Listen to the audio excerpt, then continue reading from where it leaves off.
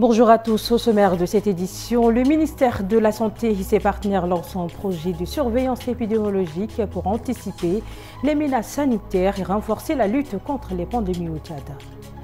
Clap de fin pour la randonnée au parc de Zakouma. Après 4 jours d'immersion, les élèves du N'Djamena et du Salamat repartent avec une expérience riche en découvertes.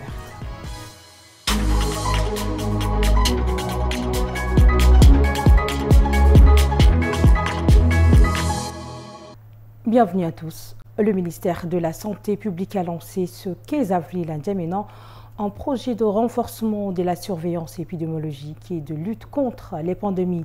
Objectif, prévenir les épidémies et suivre la couverture sanitaire au Tchad.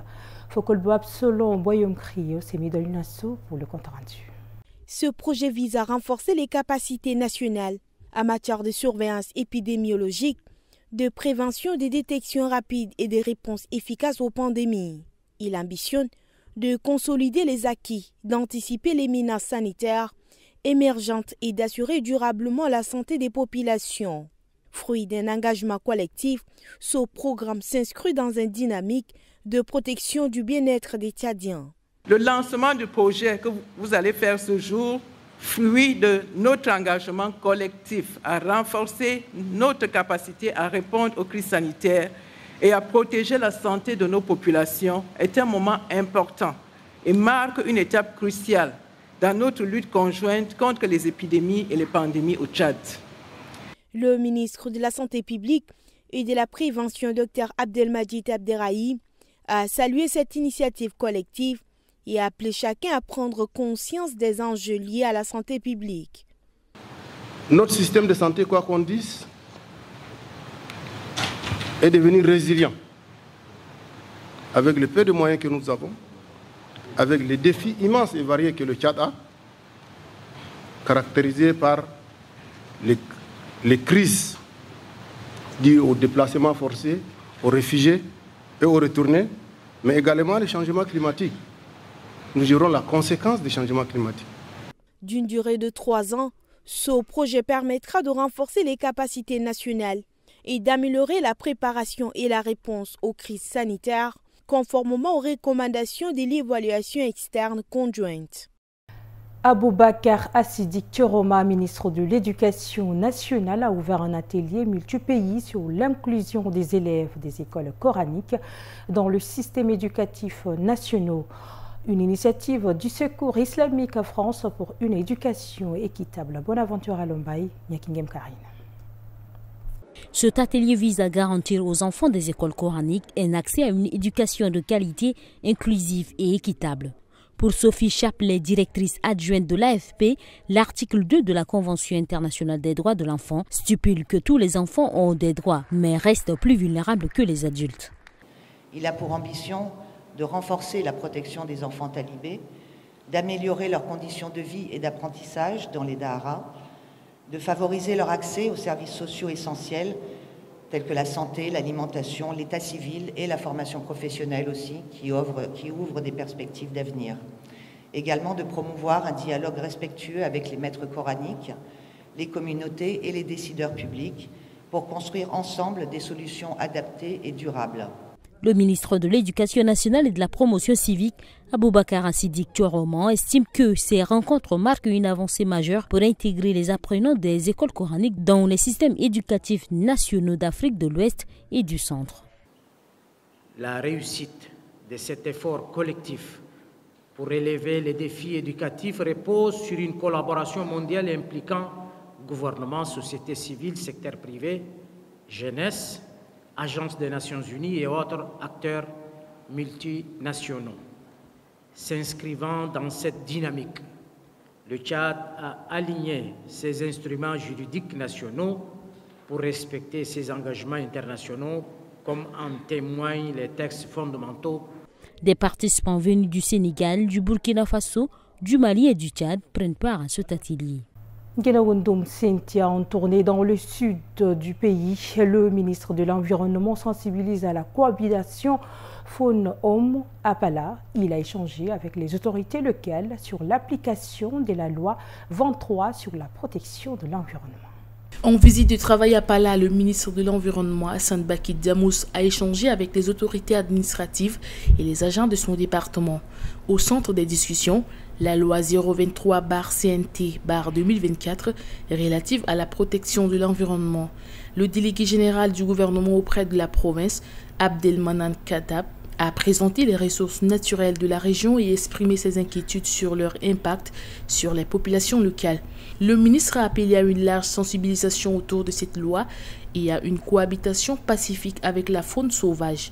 Il a également exhorté ses collaborateurs à veiller à son application stricte.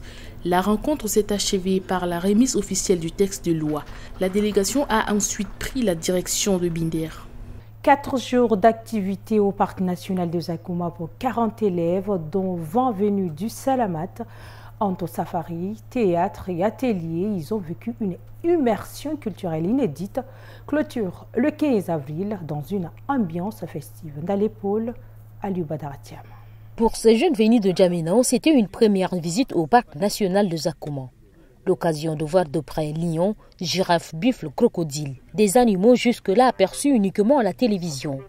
Une expérience mêlant émerveillement et petite frayeur. Au programme, un atelier de peinture où ils ont reproduit faune et flore à travers des œuvres engagées. L'objectif, sensibiliser à la protection de l'environnement et à l'équilibre de l'écosystème. Ils ont aussi exploré le numérique et la poésie.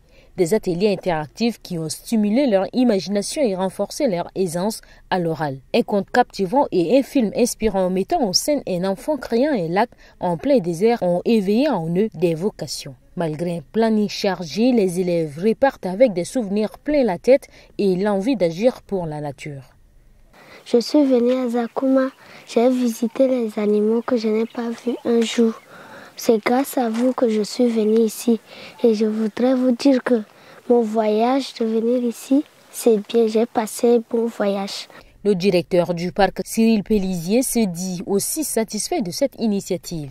C'est un plaisir énorme qui s'empare de moi, à voir la jeunesse de la ville, mais aussi la jeunesse de la province qui est ensemble et pour faire des activités qui sont en lien avec et la nature et la culture. C'est donc une rencontre de différents mondes, une rencontre de différentes influences et de voir le sourire sur le visage de nos enfants qui sont là aujourd'hui, c'est l'une des plus belles récompenses de ces dernières semaines qui ont été dures ici à Zakouma pour une actualité que tout le monde a en tête.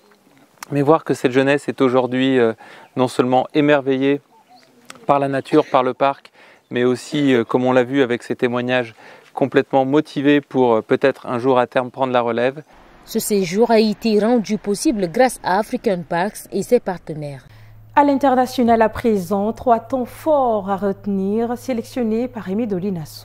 Le Conseil des ministres du commerce de la zone des libre-échanges continentale africaine ZLECAf s'est réuni à Kinshasa ce 15 avril 2025. Le Nigeria a annoncé sa liste de produits pour le dédouanement, un geste significatif après sa ratification des accords en 2020, marquant une avancée pour la ZLECAf. Actuellement, seul 8 pays appliquent ces facilités douanières. Cette publication témoigne de l'engagement du Nigeria, un acteur économique majeur à stimuler le commerce intra-africain. L'agriculture et la pêche devraient voir une augmentation de 73% des échanges, tandis que l'industrie manufacturière bénéficiera d'une baisse des prix et d'une meilleure compétitivité.